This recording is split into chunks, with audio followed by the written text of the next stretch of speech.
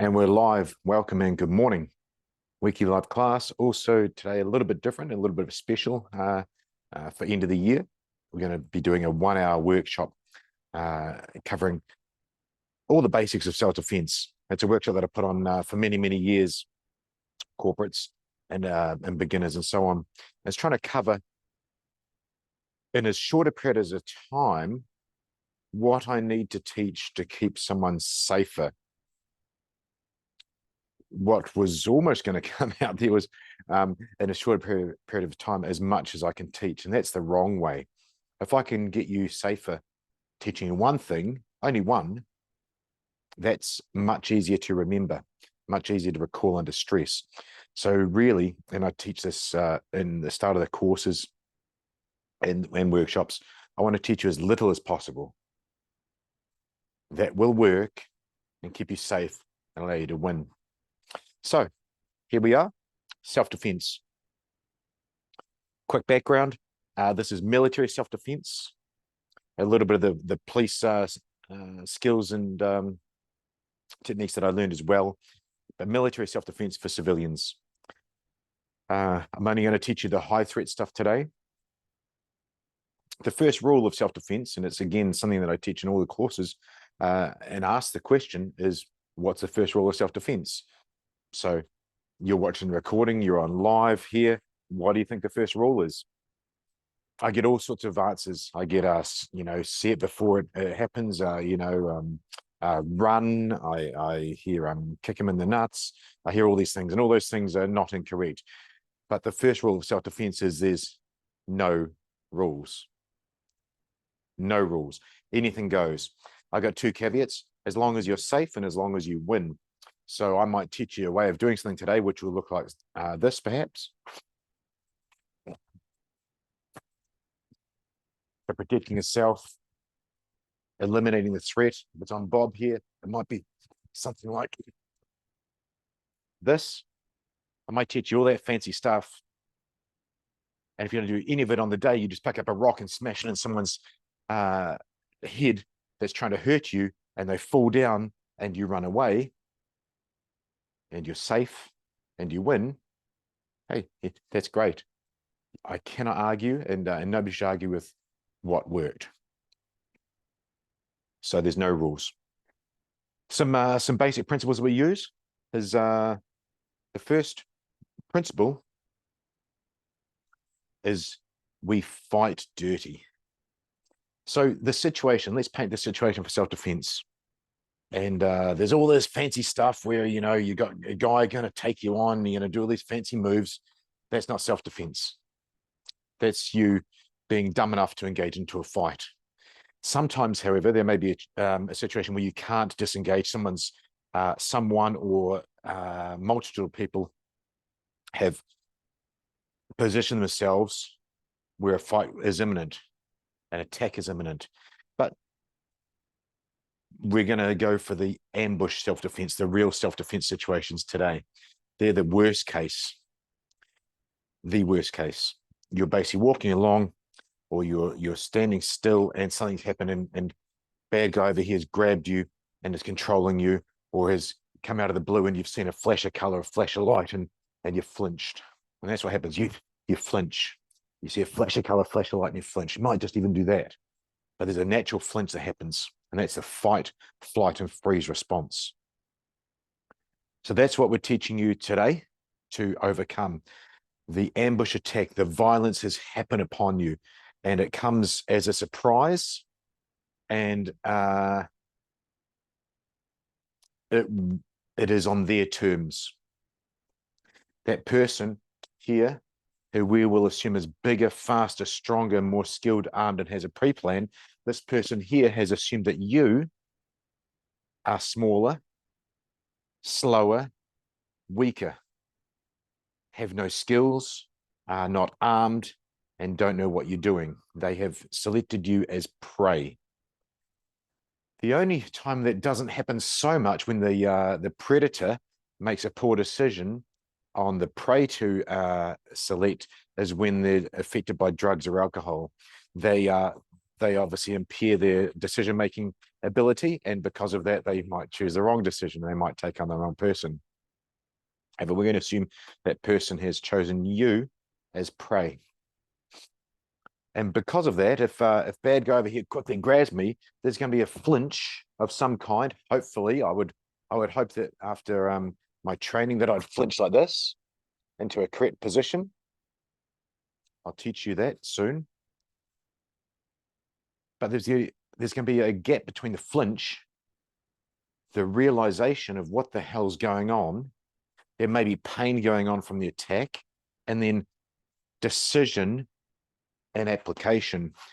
So it's there's something called the OODA loop. Orientate yourself, observe the threat. So see something's going on, orientate yourself towards a threat, decide on an action, and act. Fancy word, right? I'm not into those acronyms at all, but basically there's going to be a gap between shit, what the hell's going on, and what do I have to do to get out of it? What do I have to do to make myself safe and win? That's all I care about. Don't care about the ego side of things. Don't care about your Bruce Leeing it. Care about you winning. Winning doesn't mean surviving, and you being safe. So normal human reactions, and there's a lot of beginners I would suggest watching this this workshop. Normal human reactions to a threat introduced faster than you are used to is a flinch, and also the fight, flight, freeze, or fawn. We won't touch on the fawn, that's more domestic violence side. We'll touch on the fight, flight, freeze. They are all normal. Listen to that again, please. They are all normal. The most likely one you'll do is freeze, and that's normal. And it's not wrong before you watch this video. It's not wrong at all. It's absolutely natural. It's inbred into you from when you were a baby.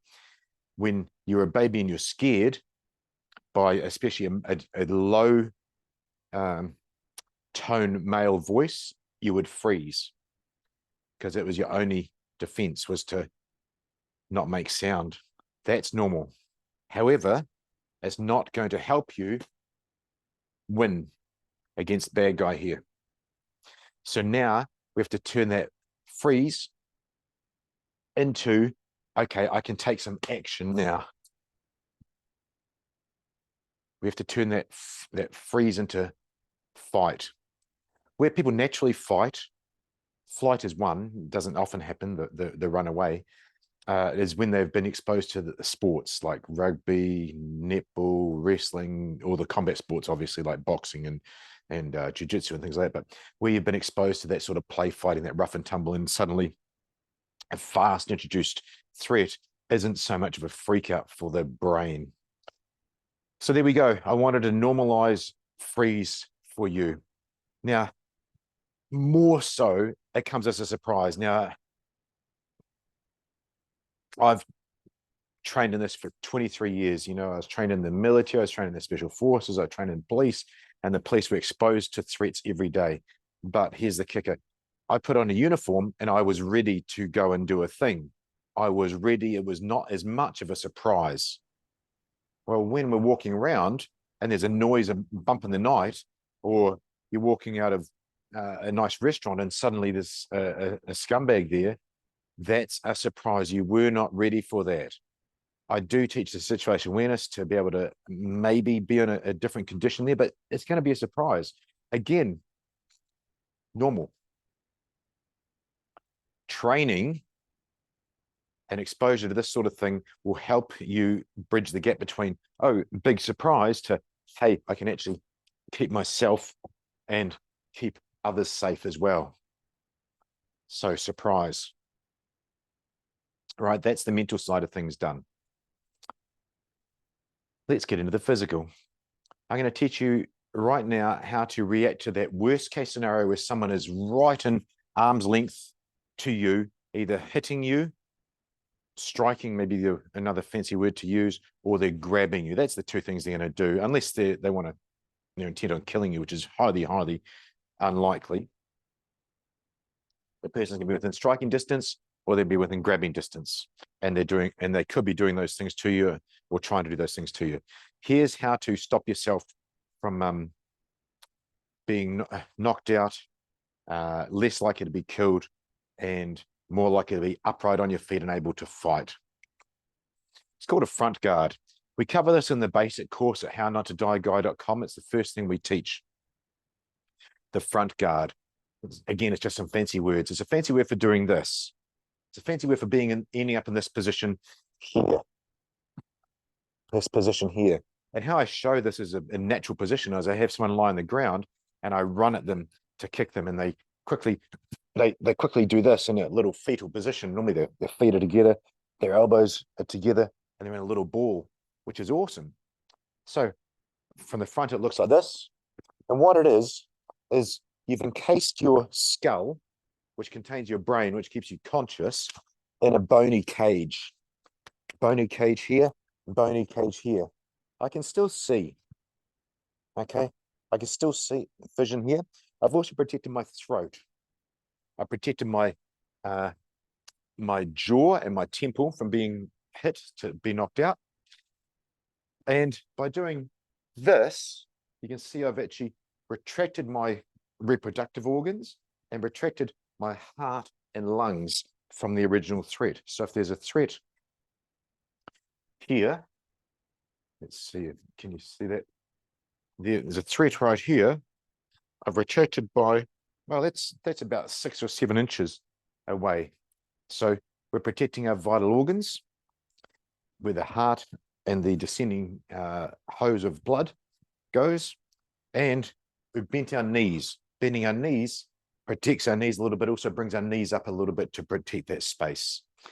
So that's what it looks like. I'll show you from this side, from this angle, from this angle with Bob. So Bob's a threat into this position. And now I'm going to teach you how to do it in stages. Now, I've found the easiest way to teach this in stages is in a military format, not so I can give orders, but it's just the simplest way because our soldiers, we're crayon-eating guys that do this, and it works really, really well in this way. If you're right-handed, awesome, go with the right. If you're left-handed, every time you hear me say right, please translate that in your brain to left. Okay. Feet shoulder width apart. So we're not in this position, just feet shoulder width apart, hands down by your sides. On the command move, I want you to slide your right foot back in line with your left rear heel. That looks like this. And sink your weight down. Looking at, if you're inside your house, looking at where the ceiling meets the wall. If you're outside, maybe looking at the horizon. So on the command move, slide your right foot back in line with your left rear heel, sink your weight down and look at the horizon. Move. Relax. Move. Relax. Move. Relax. Move. Relax. Move. Relax. Move. Relax. Move. Relax. Move, stop, check your feet. Are your feet here? Is your right toe in line with the left rear heel, or is it actually way back here? Is your right foot directly back, or is it, particularly females, is it actually like this? I'm not exaggerating. You'll tend to cross your legs. Sorry, cross your feet, which then crosses your legs. Can you see here, I don't have much balance? I hope so. Here is more balance. If your foot's right back here like this and you're a real strong guy, that's incorrect. What's the first rule of self-defense? There's no rules. As long as you win, as long as you're safe. But here we're practiced correctly. It's here so we can move quickly, like a basketballer. It's not back here. We move slowly. We're stuck in our feet. Okay, so checking your foot position into your relaxed position. Move. Relax. Move. Relax. Move. Relax. Okay, so that's the feet. Pretty simple. You should be ending up to this position here. We're going to add in the arms, which is not a big deal. On the command move, you slide the right foot back in line with the left rear heel, sink your weight down, looking up. And just at the same time, we're going to bring our hands up like we're Joe Cool, like we're brushing the hair back with 2 hands, like this. Not like this. We're not prisoners and we're not sunbathing. It's like this. Not like this. And guys, I guarantee you'll do this because for some reason you won't think you can get your elbows in. You can. Females, you're a bit more natural to bring in, which is great, but you do tend to cover your eyes. Don't do that. Okay, on the command move, you slide your right foot back and like the left rear heel, sink the weight down, looking up at the horizon. Simultaneously, bring your hands up to the side of your head. Hands are against your head here. They're not in a fist, and they're not out here. Otherwise, you get smacked into your own head. If you have a fist, you'll break it. There's a chance you can get knuckles broken into it as well. Okay, and move. And relax. So just sort of slow. You can use me as an example to follow on with. And move. And relax. Now we'll do it together. Move. And relax. Move. And relax. Move. Relax. Move. And relax. Move. And relax. Move. Check your feet. Are they here? Check your elbows. Are they here? Are they here? And move. And relax. Move. And relax. Move. And relax. Okay. Take a break. Well done. That's the front guard. Now, when I teach an action which you just learned. We have a short break, mental break, physical break on that, and we'll come back and revise it, and you'll be able to do better. So you've learned how to protect yourself from being knocked out, being knocked over, being grabbed. You've learned a flinch, but a little bit better. Now we have to realize that a fight is not static. A fight is very dynamic and it lasts about 3 to 10 seconds, not very long. I say fight, that's the wrong word to use. A confrontation. In that confrontation, you can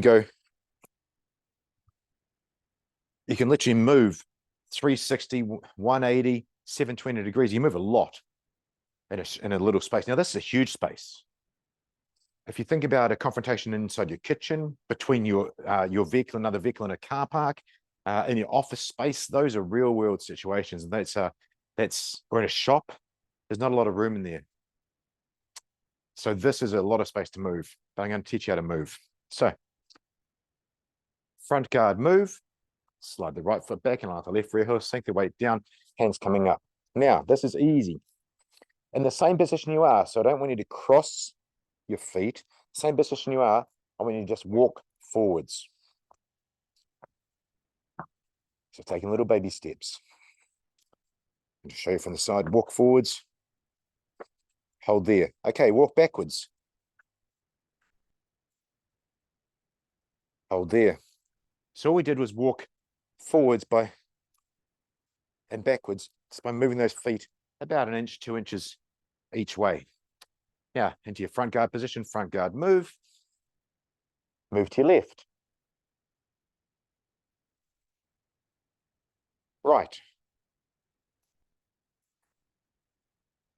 Left. Right. Back. Forward. Left. I'm going to show you with me why we slide those feet. Back.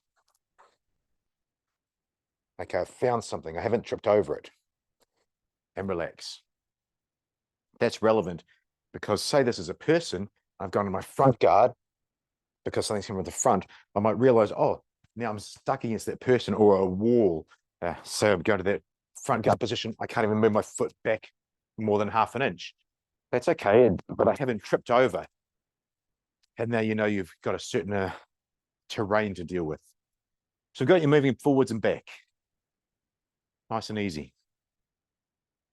I'm now going to teach you how to deal with the threat. All I've done now is bad guy over here has introduced himself with strikes or grabs from front, side, or rear. And what you'll see is this.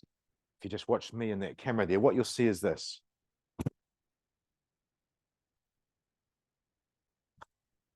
You'll see a flash of color and flash of light. Normally in peripheral vision, they haven't chosen to come at you front on, probably, but you normally flash of color, flash of light, you just flinch and hopefully go to that guard position. The more you practice it, the more that flinch will become like that. It might just happen like that. First rule of self-defense, no rules. Anything goes as long as you're safe, as long as you win. But when we practice, we always practice correctly. So you see a flash of color, flash of light. You've learned to protect yourself into that guard position. Okay, I'm not getting knocked out. What the hell's happening? Now I need to decide on some action. The action to take, the simplest one I know to teach someone in a short period of time is the push away, except we do it a bit differently. We do it the special forces way. So pushing something away is pretty natural. All kids and babies know how to do it. They just push away like that, right? Nothing fancy, they just push away. You're just pushing your hand up. You're not throwing a big punch or any fancy things that take months to learn. You're just pushing away like that. That's pretty easy to do, except two things. One, remember the principle of fighting dirty? When we fight dirty, when we attack the bad guy here, we only do this. Eyes, throat, knees down. Those are the targets we're looking for. Eyes, throat, knees down. I'm not going to teach you knees down in a short period of time. I want to teach you as little as possible. Eyes and throat. They do two things. If you can't see, you can't fight. Can't breathe, you can't fight. Remember, this person is striking or grabbing you. The reason we go for those areas, the target areas on a human, is because they are unprotected by muscle, bone, or fat. They're not a big, fat, 150 kilo male with his guts hanging over his nuts, protecting those nuts. They're not a trained kung fu fighter with abs of steel, protecting his solar plexus. They're not Muay Thai fighters with legs that have been hardened on kicking trees or whatever they do. You can't train your eyes and you can't train your throat. You can train the side of the neck a little bit, train those big traps to stop it. You're getting knocked out from getting punched in the head, but you can't train the throat. So those are the areas we go for. And the area we'll go for simply is the eyes with the hands. And this is what we're trying to achieve. From the guard position, with one hand only, we push away. With the other hand, we push away. The other hand, push away, push away, push away, push away, push away, push away. And it's very, very easy to find the guy's face with your hand, and those fingers naturally jab out at the eyes. That's all we're trying to do. Push away at the eyes. And then, if we get the chance, we can start to chop at the throat. James Bond style is very easy to do a backhand. If I had a tennis racket here, I'd be able to show you. I've got a hockey stick, the same as a backhand in tennis. We're doing that with a chop, and we chop at the throat here. So we've gone through a guard as an example. Okay, I figured out what the hell is happening. It's pretty dynamic. We're moving around. Okay, now I got to do something. Well, I'm just going to start pushing out. There's the eyes, and suddenly his throat's exposed, his chin's lifted, and I'll start to chop the throat. And we do that until they change form. They're going from vertical, upright, to changing form and going down to the ground. If they do go to the ground,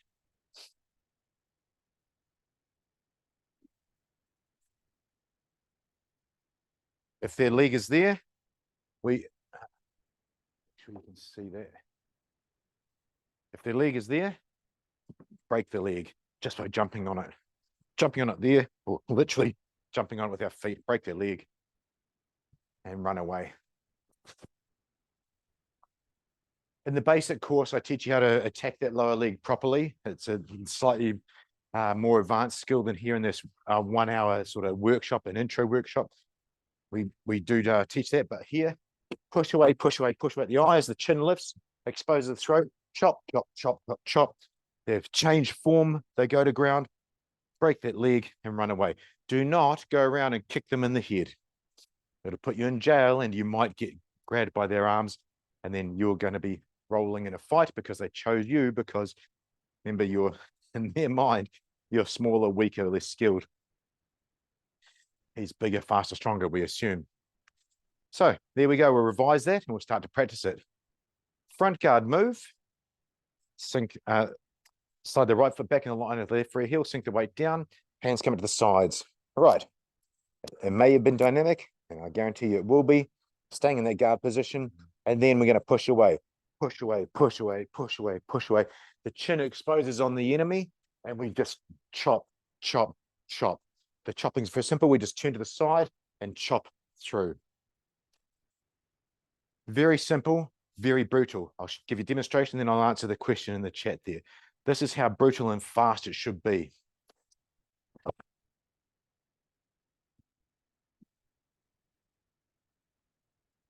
And that's it. I'm not trying to hit him with one-hit wonders, and it is over quite quickly. Okay, let me get close to this system and have a look at the question there.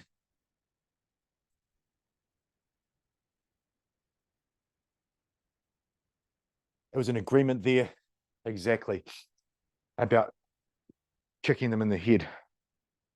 When someone is lying on the ground, the safest place for you to be is at their feet. Because these things here, these hands that can grab you and the hands that attach the arms that are probably quite skilled, they can grab you and pull you down. And I do this with females all the time. I put them on the ground and then I say, right, grab me and put me on the ground. They don't have to do it. They're not rugby players. They're not jiu-jitsu people. They just grab your legs and they hug them to you and you fall down on the ground. And it 100% sucks. And in this day and age as well, if you go to kick them in the head, you're going to go to jail. So we'll leave it at that. And we'll revise that front guard again, because that's now practice. So front guard move. It will be dynamic. You won't know where you're going to end up, but suddenly you've realized I can take action. I'm not unconscious. Start to smash away. Push, push, push, push. The target's chin's lifted. And now you turn to the side and we just chop through.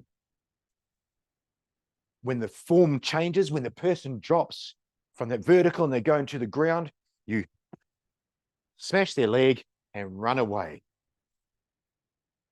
It's about now I get some legal questions.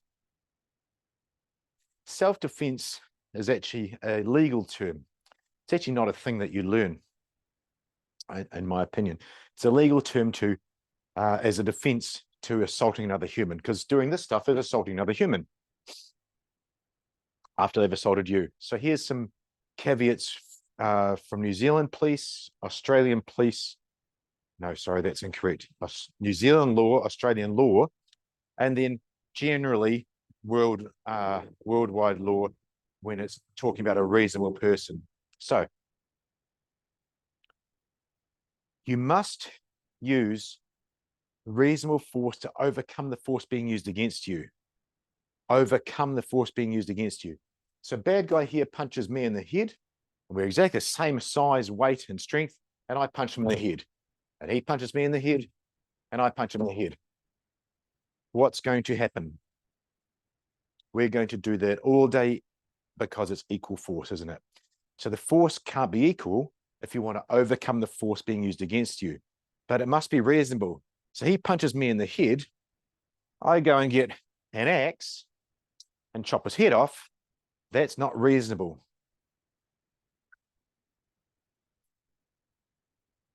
Unless he punched me in the head, had a gun, and said, I'm going to shoot you. And I chop his head off with an axe. That's reasonable. That's actually more, slightly more force. So the point I'm making here is, has to be a reasonable amount of force used to overcome the force being used against you. So person is striking or grabbing you, and you're striking or grabbing him or her. yeah, the target areas are different, but you're using more force by striking different target areas. And then, and this is the next part, he changes form and you break the leg or jump on that leg and run away. In the circumstances you believe them to be, it's reasonable to use. That's another lawful term. In the circumstances you believe them to be, you may have thought that person's going to get up and chase you and then cause more damage and use more force. Well, of course, you used a reasonable amount of force to overcome the force being used, and the force being used will be chasing you. So use a reasonable amount of force, which is jumping on his leg, to stop him from chasing you. So in the circumstances you believe them to be, it's reasonable to use the appropriate amount of force. There's the legal terms. That's in self-defense of yourself and or another. Now, I know this this streams out to different countries. America is very unique in that they have different laws in different states, but some of those laws are stand your ground laws. Like literally, you can defend yourself with weapons or tools, as I call them, standing your ground. Home invasion, same thing. But generally in Western countries, New Zealand, Australia, UK, all those places, it's going to go to court, and you will be using self-defense as that defense in court. So I hope that covers the legal side of things, the lawful side of things. The main one I'd like to reiterate to you here, and the easiest one, is just don't go towards the head. It's a dangerous place to be when they're on the ground. They can see you, they got their arms available, and it can land you in trouble with the police. Okay, we have covered the first rule of self-defense. We have covered natural human reactions to a violent confrontation, a surprise, which is fight, flight, and freeze. We've covered one thing to do to protect yourself, which is the front guard. Practice that. Then we've covered attacking eyes, throat, knees down, i.e. fighting dirty, attacking eyes, throat, knees down to disable this threat. So eyes, throat, and when they change form, attack the knees down, which is the lower limb, which is easier to break. Eyes, throat, knees down to eliminate that threat to yourself. We've covered the self-defense lawful use of force for self-defense of yourself and or another. So, I mean, maybe this person's hurting someone else, and of course you are thinking eyes, throat, knees down, and you come in and you grab them by the eyes, throw them to the ground, break that leg.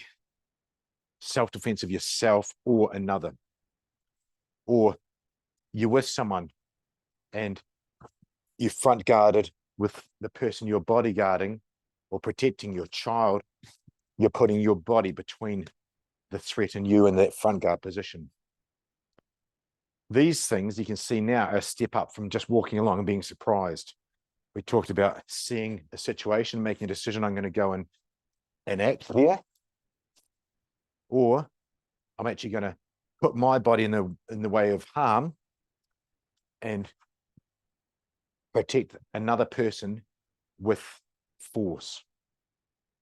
So that brings us to the last stage of this, which is situational awareness. So I had to teach you the hands-on things because that's the worst case scenario. And if you switch this video off or you leave your house, you can protect yourself from being knocked out or killed immediately. It might give you 1 or 2 seconds or even longer. Great. Then we taught you how to attack the attacker, eyes, throat, knees down. But now I don't want that to happen. Nobody really does. Situational awareness is being aware of what's going on around you and being able to see something before it sees you. So I'm going to give you 2 things to practice when you leave this this recording. The first one is scanning in where we're walking. When we're walking, we tend to just look at where we're going, the first 6-10 feet in front of us, and maybe people around us a little bit. What I'd like you to do is scan. when we scan in the military, it's the same as out there in the civilian world and on the street. We scan close, medium, far.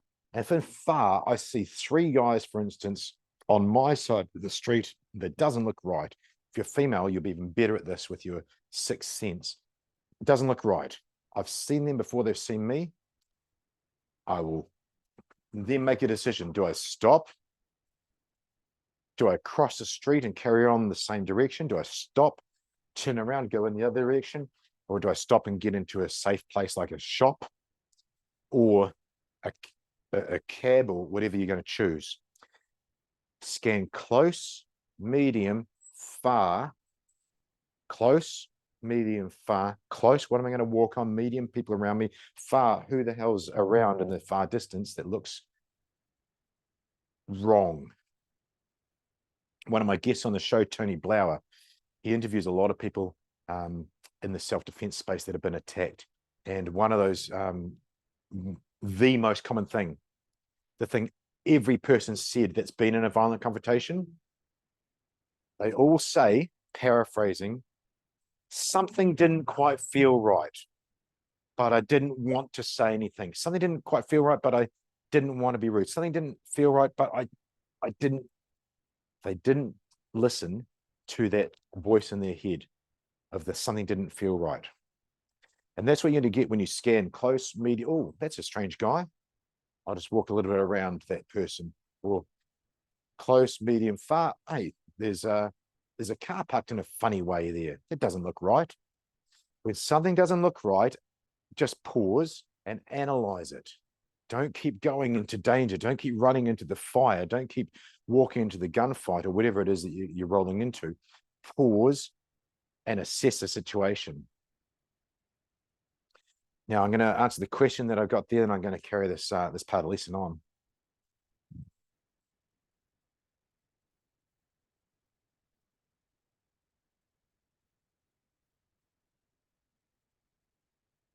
Okay. Debbie's asked a question about an alarm, a personal alarm. Now I'll go grab one and give you an example.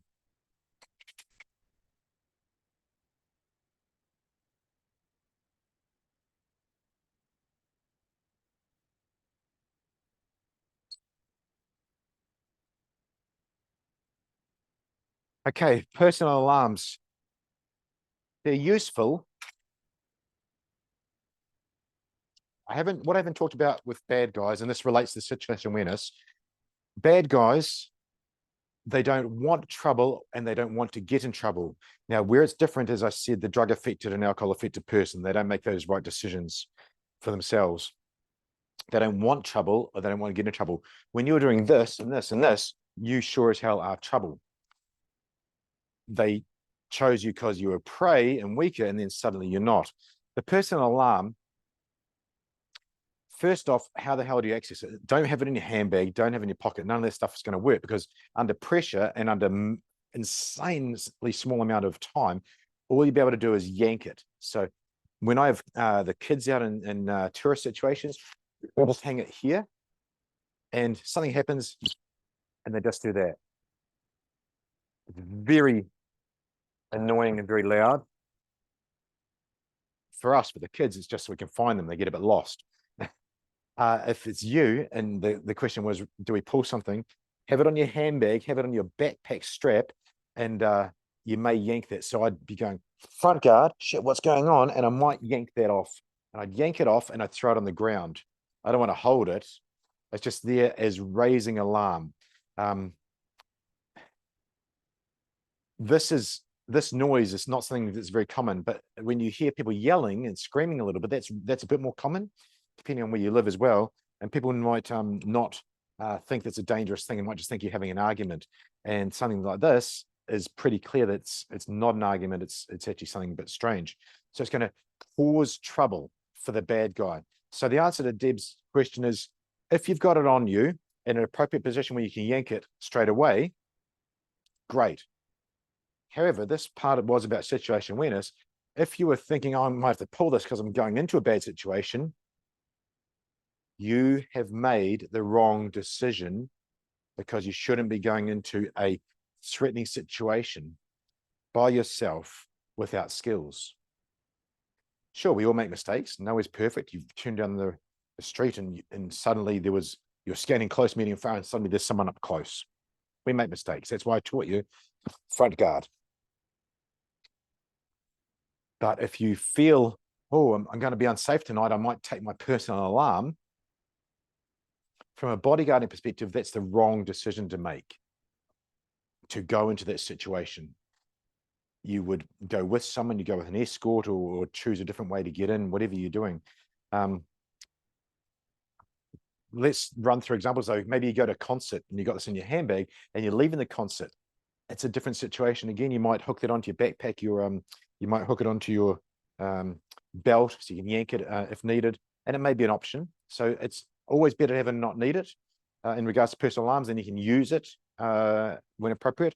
But if you have the chance not to go down that street, not to go into that situation, then don't. And that's what we're saying. Standing close, medium, far. Oh, there's 3 cars and 10 guys on my side of the street. They're drinking alcohol. That doesn't feel right.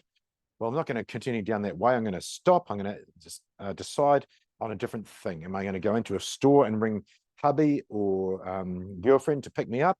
Am I going to get an Uber? Am I going to turn around and go back the other way because they haven't seen me? That's situation awareness. That's a perfect world. And the other thing, I said I'd give you 2 things for situation awareness, the last one, and then we'll finish up. When someone's walking towards you on the street, you've picked up, oh, I'm walking this way. Oh, there's a strange person. You know, we can't avoid every person on the street at all, but you've picked up, oh, that person's a bit not right. Something didn't feel right. Remember what Tony Blair interviewed people on. That person doesn't look right. I want you to look at their waist.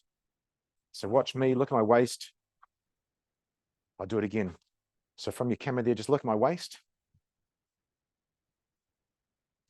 Okay, watch my waist again. Watch my waist again.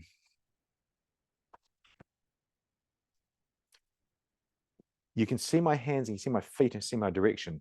If you watch the waist, when someone's walking towards you, it does 2 things. One, you don't make contact with their eyes, which is great because you're less skilled.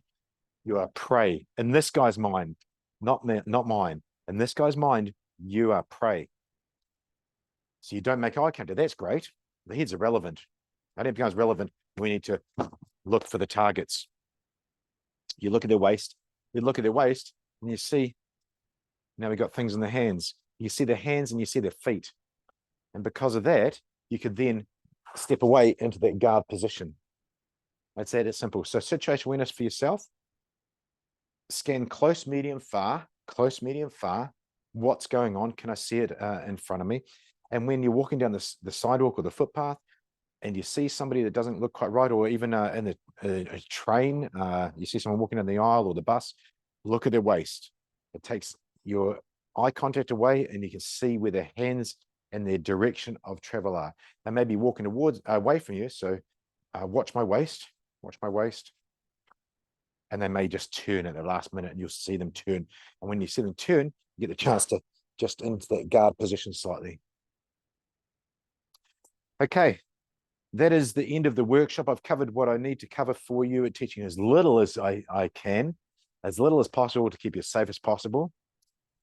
Summary. First rule of self-defense is there's no rules. Anything goes. You can use anything you can around you to keep you as safe as possible and win. Great. If you can see it before it happens with situation awareness, great. If the sensors ever go off and you say to yourself, this doesn't feel right, stop, listen to your own brain and get out of there. Get to a safe place, make your situation safer. If something's not quite right, I'm not feeling good, put my back to the wall, figure out what's going on. Okay, now I can deal, or I go into a shop, I go into a safe place, whatever I have to do. Person walking towards you, don't like looking, that doesn't feel right, look at their waist. You can keep watching their waist and their hands as they walk past you. Watch that they don't become a threat. If that all fails, it's what you learned straight away. Front guard, slide the right foot back and like the left rear heel, sink the weight down, hands come up. Front guard.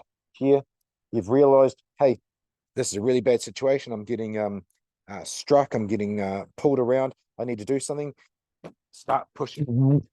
When the chin's exposed, we aim at the throat. When they change form and they get to the ground, if you can, aim for that leg or foot and get away. In the circumstances you believe them to be, it's reasonable to use that force to overcome the force being used against you. And that's it. Thank you all for watching. Please do check out the course at hownottoDieGuy.com. It's set down into about 20 different lessons. Some are 5 minutes, some are 3 minutes, some are 10-minute lessons. You can do it at your own pace. It's the full basic course. It's 4 hours of instruction. Thank you for being part of the free workshop today. This is something I put on the membership. It's a $5 a week membership. We do a live class every week. Normally doesn't cover these basics here. We normally cover some more advanced things, advancing on from the basic course. So the live class is an option there as well. And depending where you came from and saw this originally, if you're on Instagram, we also have a subscription membership where I teach some really, what's a good word to use? I teach more of the special forces combatives in the membership course as well. And that's always fun to put on those videos. Thank you all so much for watching. If you have questions, please message me. Thank you for the participation. Message me, email me, reach out anytime. If you're a member or a member from the live class, then please reach out if you've got any different scenarios you would like me to cover as well. Thank you so much. Stay safe. Merry Christmas.